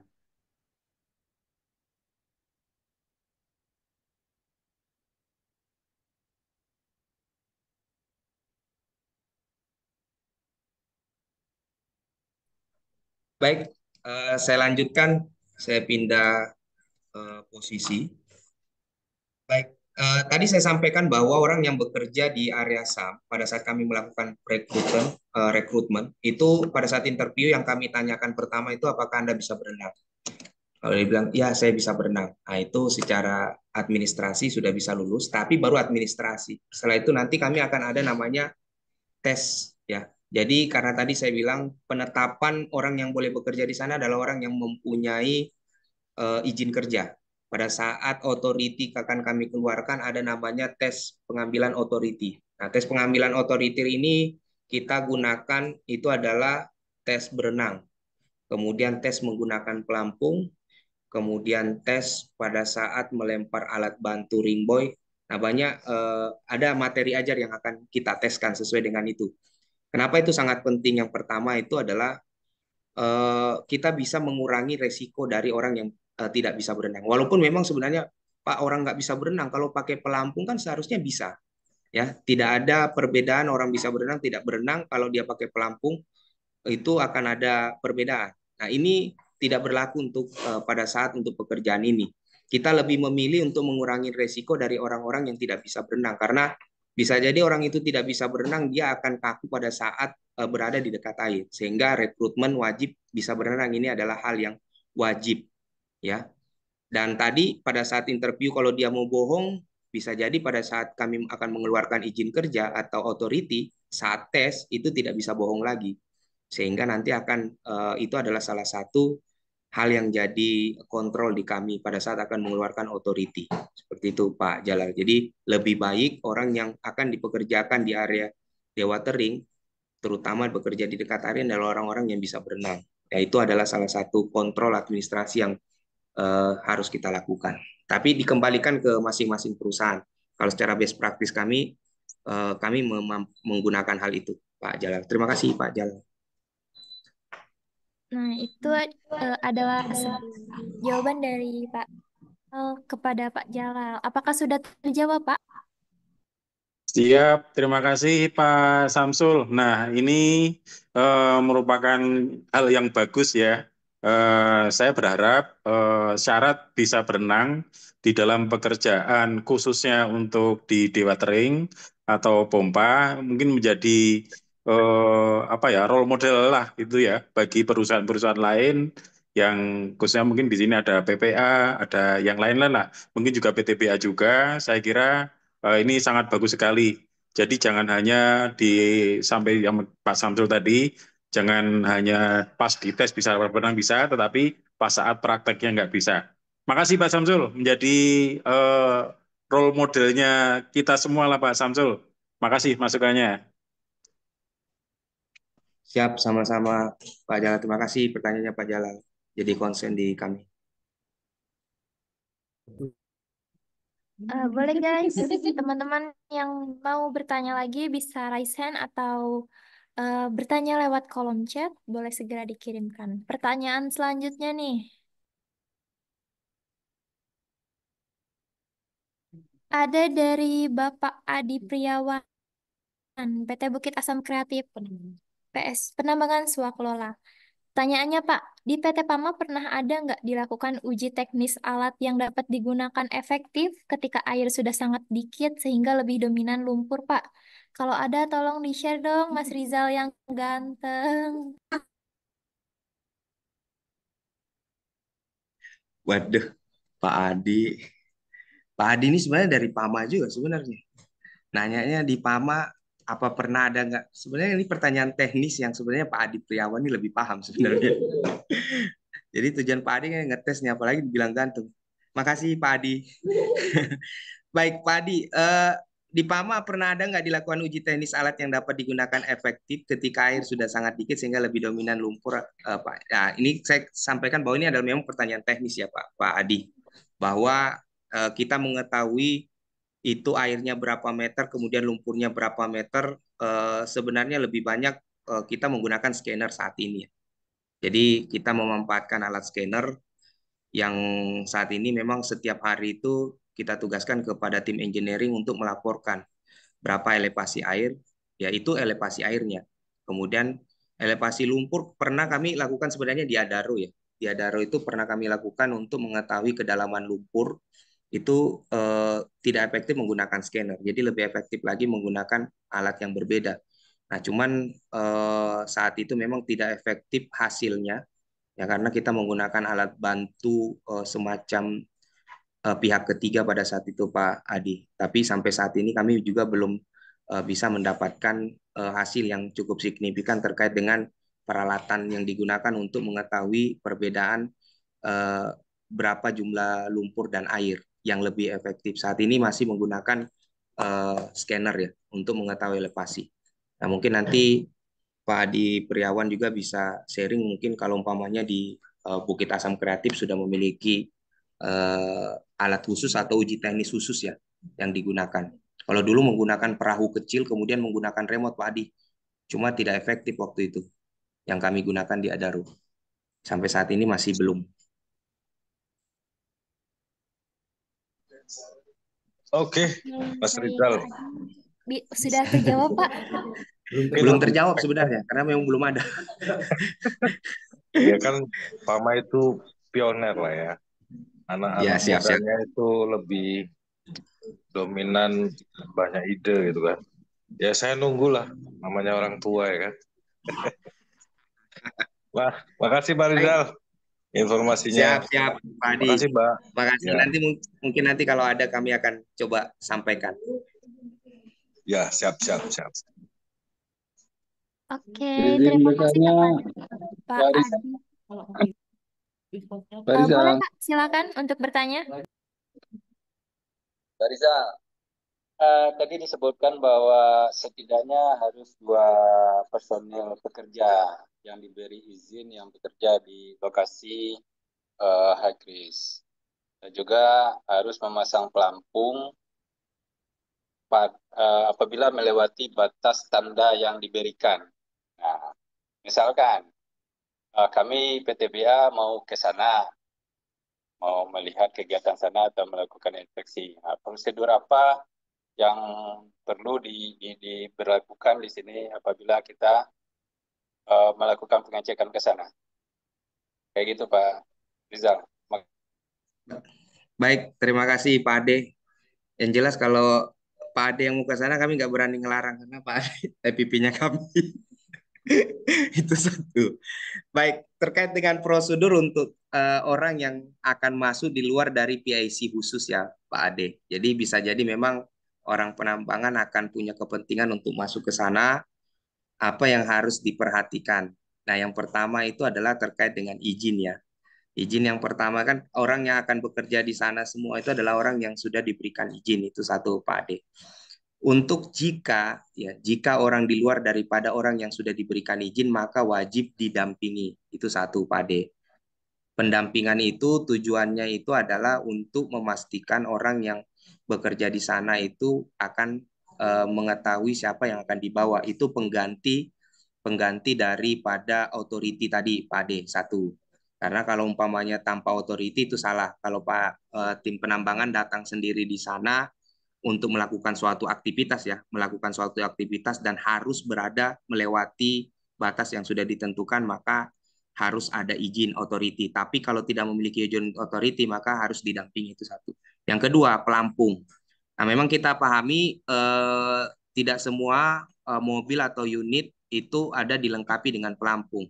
Sehingga memang yang kami kejar saat ini atau kami dorong saat ini adalah bagaimana pelampung itu bisa disiapkan satu pelampung di area daratan. Nah, ini yang akan menjadi best practice kami ke depannya. Nanti akan kami coba pasang simpan satu pelampung itu di daratan di dekat rambu-rambu yang memang sudah kita pasang. Yang saya minta kemarin dari orang-orang SSC itu dibuat karena penting kenapa? Itu harus didesain khusus tempat pelampungnya karena pada saat kita pasang itu cuman berdiri seperti itu mungkin 1-2 hari itu akan hilang. Kita nggak tahu kemana itu pelampung. Sehingga kemarin saya minta ke tim SSC itu adalah dibuat kotak atau box yang memang itu bisa menjaga posisi pelampung jangan sampai hilang. Nah, sehingga nanti kalau umpamanya ada tamu yang akan masuk di sana, tidak akan kesulitan mendapatkan pelampung, kemudian sudah didampingi dan berada di sana. Seperti itu, Pak Ade. Jadi memang paling penting harus didampingi. Yang kedua, APD yang digunakan harus benar-benar clear.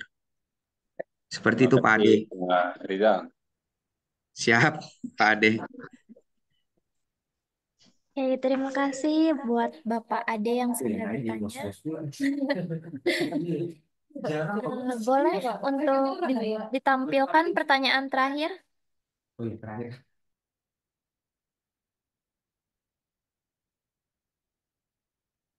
Oke, pertanyaan selanjutnya dari Bapak Shindu Putra Majid, PT Primaindo Jaya Mandiri. Pertanyaannya nih Pak, izin bertanya Pak, belajar dari kasus fatality alat berat yang sliding ke SAM, apa yang harus dilakukan operator dalam unit yang tenggelam saat kejadian tersebut terjadi? Baik Pak Rizal, boleh dijawab. Baik, terima kasih. Ini Bapak atau Ibu ya? Shindu Putra Majid. Bapak ya? Oh, tapi Shindu depan. Baik, makasih Bapak Shindu Putra Majid dari PT PIM ya. belajar dari kasus fatality alat berat yang sliding ke SAM, apa yang harus dilakukan operator di dalam unit yang tenggelam saat kejadian tersebut terjadi. Ini yang seperti saya sampaikan di awal, sebenarnya yang kita harapkan itu adalah bagaimana jangan sampai unit itu sampai sliding jatuh ke SAM. Sehingga tadi yang kita sampaikan itu adalah tahapan-tahapan atau kontrol-kontrol yang harus dilakukan untuk mengurangi potensi saat bekerja di dekat air sehingga harapannya tidak terjadi kecelakaan. Dan pertanyaannya ini adalah apabila tetap terjadi kecelakaan, apa yang harus dilakukan operator di dalam unit yang tenggelam saat kejadian tersebut terjadi? Ya, ini sebenarnya lebih ke arah bagaimana penanganan awal, ya penanganan awal baik itu orang yang di dalam atau orang yang di luar. Nah, yang saya sampaikan pertama itu adalah penanganan yang orang yang di luar ya. Karena kalau orang yang sudah terjatuh ke SAM, kita harus berpikir bahwa orang yang sudah saya sebagai operator saat masuk ke SAM masih di dalam unit, maka pikiran kita itu kan tidak akan tenang. Jadi semua itu akan bagaimana segera saya harus keluar dari kabin. Ya karena memang kalau kita segera keluar dari kabin mungkin kita akan segera bisa ke daratan seperti itu. Tetapi kan terkadang itu tidak akan bisa terjadi pada saat orang panik ya. Sehingga yang perlu saya sampaikan di sini terlebih dahulu itu adalah orang yang berada di luar. Ya, apa yang harus segera dilakukan orang yang ada di luar.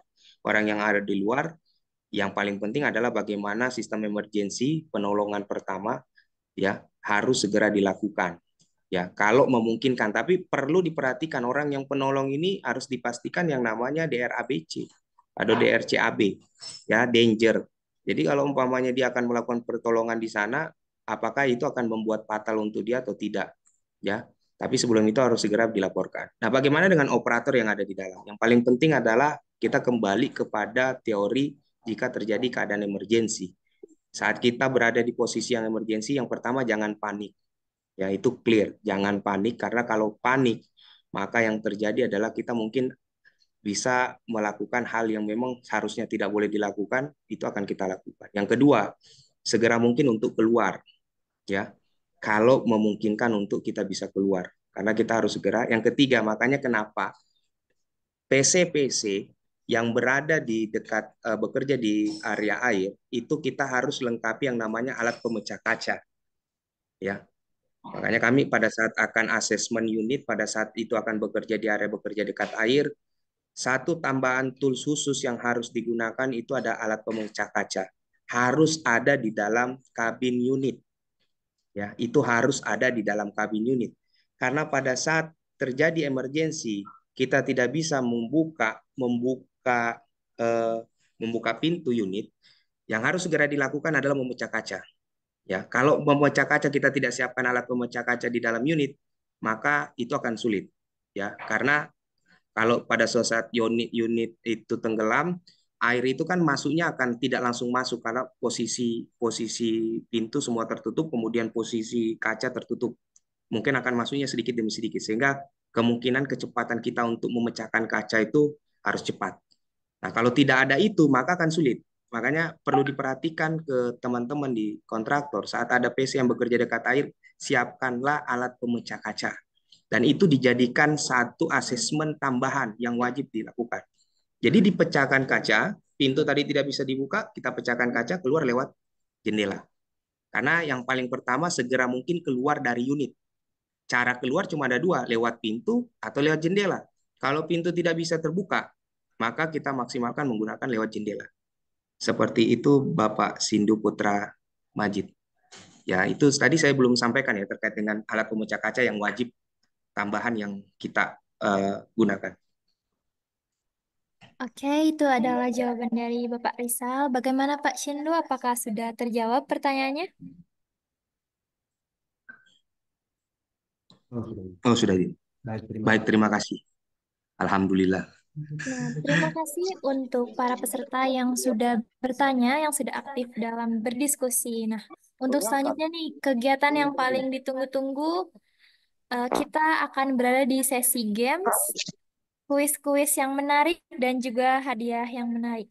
Boleh kepada para peserta disiapkan handphonenya untuk segera scan barcode untuk masuk ke game. Jangan lupa untuk menggunakan nama asli ya Bapak Ibu, karena nanti untuk sebagai bukti pengambilan hadiah.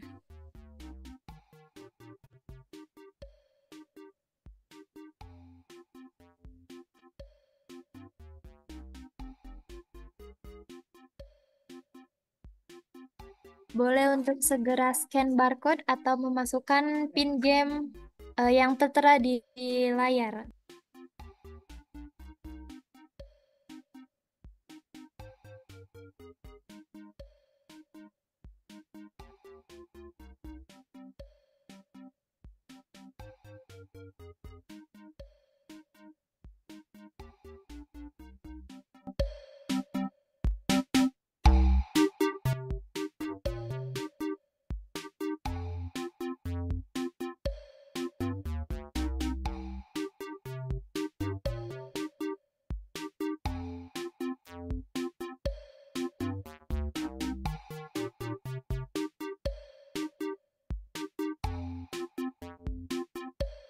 Baru 26 peserta nih.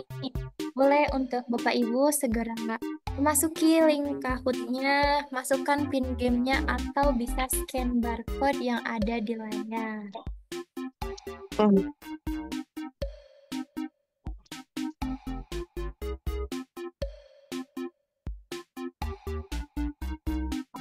Bapak Ibu peserta ditunggu sampai jam 13.35 untuk segera memulai game ya.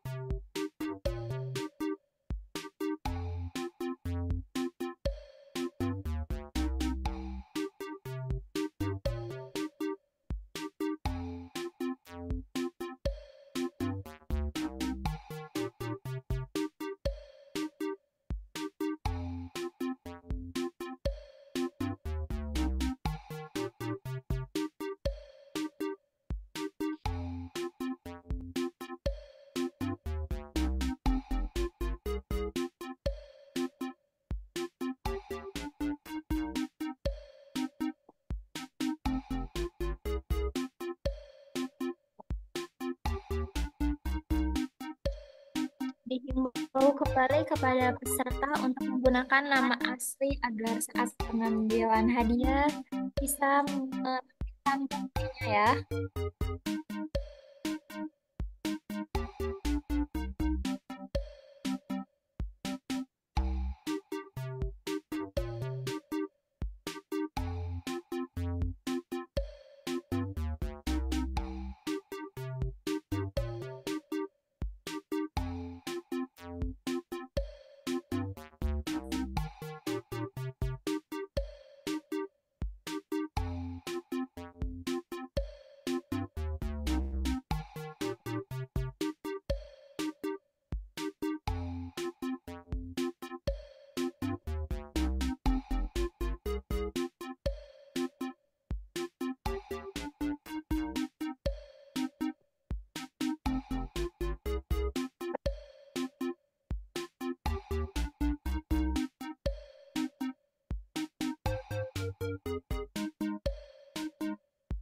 Untuk para peserta, ruang ketiga 1 menit lagi untuk bisa join Kahoot untuk memasukkan pin game yang ada di juga bisa meng-scan barcode yang sudah ada di layar.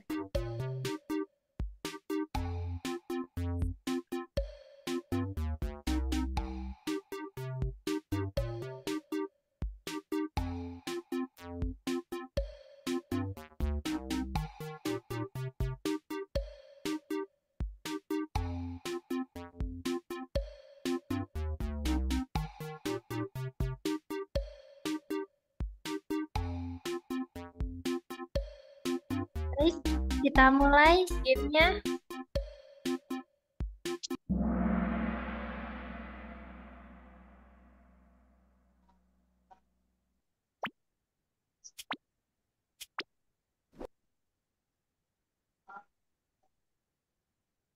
Pertanyaan pertama, buku yang merupakan persyaratan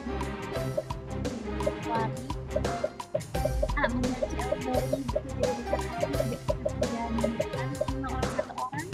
Saja menggunakan telepon saat bekerja dan membawa radio.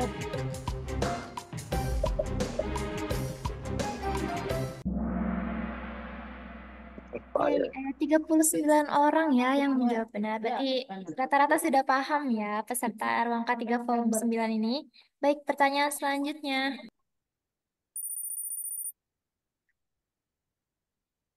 Oh, ternyata di sini urutan pertamanya adalah Yun dengan poin total 902. Boleh untuk pertanyaan selanjutnya?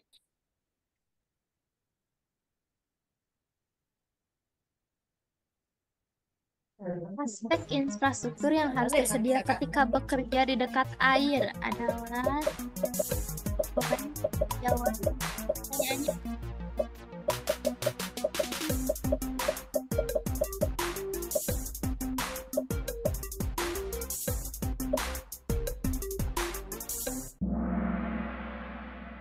Baik, ternyata ada 9 orang ya yang benar dan rata-rata menjawab salah. Boleh dilihatkan dulu podiumnya? Oh, ada dari Bapak Muzakir dengan total poin 1755.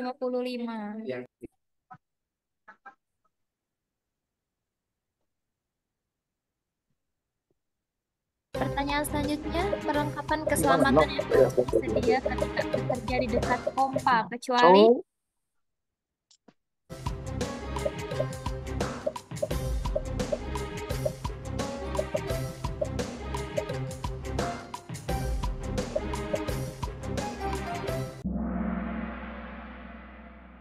sembilan belas orang menjawab benar. Baiklah, kita lihat podiumnya ya. Ada dari Bapak Yulian N dengan total poin 2647.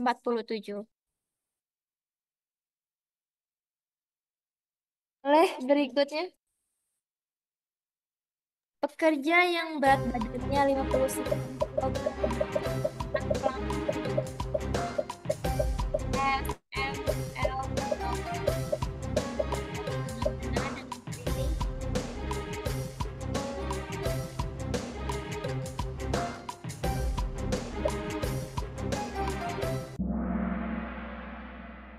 17 orang menjawab benar ya. Boleh dilihat lagi. Oh, masih tetap Ibu Yulian ya. Boleh untuk pertanyaan selanjutnya.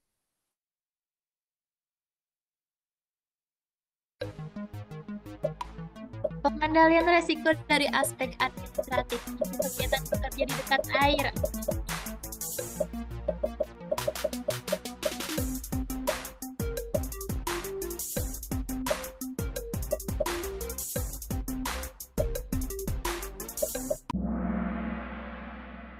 Sudah 35 orang menjawab benar. Boleh dilihat podiumnya?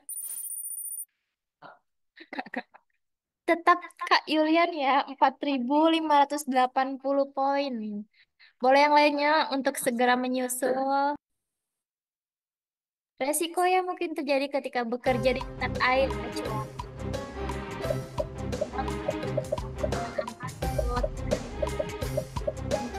pertanyaannya teliti ya Bapak Ibu.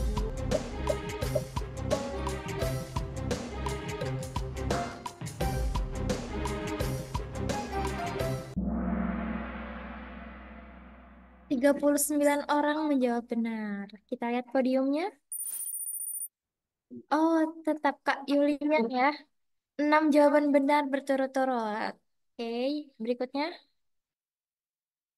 Ring Boy berfungsi untuk cermati ya Bapak Ibu pertanyaan.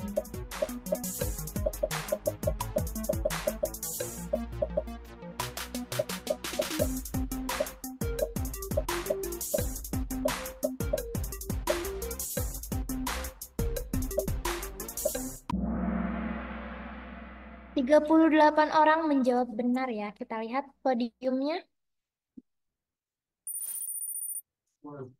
Ada dari Kak AC dengan poin 6.120.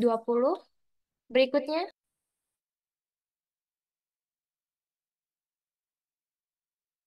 Berdasarkan Golden Rule PSMS Pama, pekerja yang bekerja di dekat air tanpa pelampung akan dikenakan sanksi KSP 3, SP 2, KSP.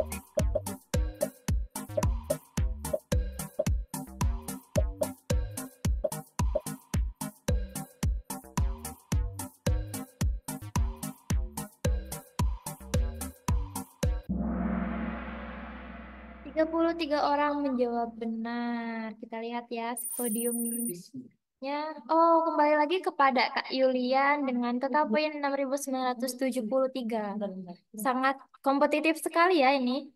Berikutnya, soal ke-9. Siapa saja yang bertanggung jawab dalam aspek supervisi ketika ada pekerja di area SAM?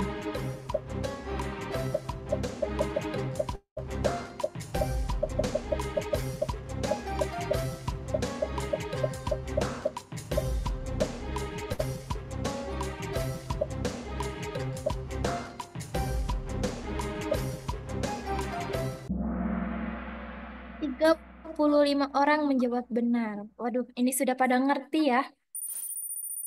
Ada dari Kak Yulian, 7.929 poin. Ayo yang lainnya boleh segera menyusul podium pertama.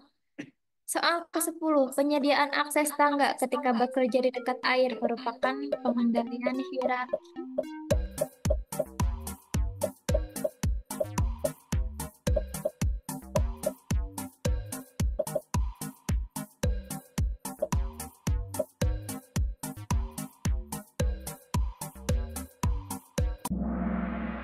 Tiga 35 orang menjawab benar. Berarti ini sudah pada merhatikan ya tadi Pak Rizal. Untuk podium ketiga ada dari Pak Imam 6.712 poin. Podium kedua AC dengan total poin 7.000. Dan podium pertama ada Kak Yulian dengan 8.808 poin. Selamat kepada Kak Yulian. Boleh nanti hadiahnya bisa diambil ke kantor K3 Pertambangan di jam kerja pada jam 7 sampai jam 4. Dari hari Senin sampai Jumat.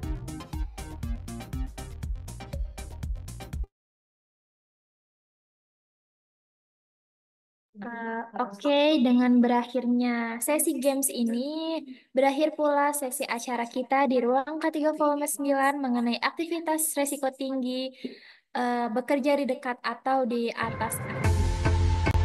Jangan lupa teman-teman evaluasi pelaksanaan dan acara ruang K3 volume 4.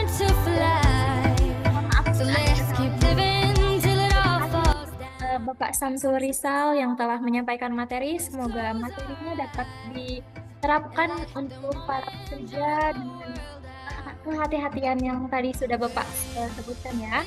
Terima kasih, mohon maaf bila ada kesalahan. Wassalamualaikum warahmatullahi wabarakatuh. Semangat pagi dan salam K3. Selamat pagi, wassalamualaikum warahmatullahi wabarakatuh. Oke, teman-teman.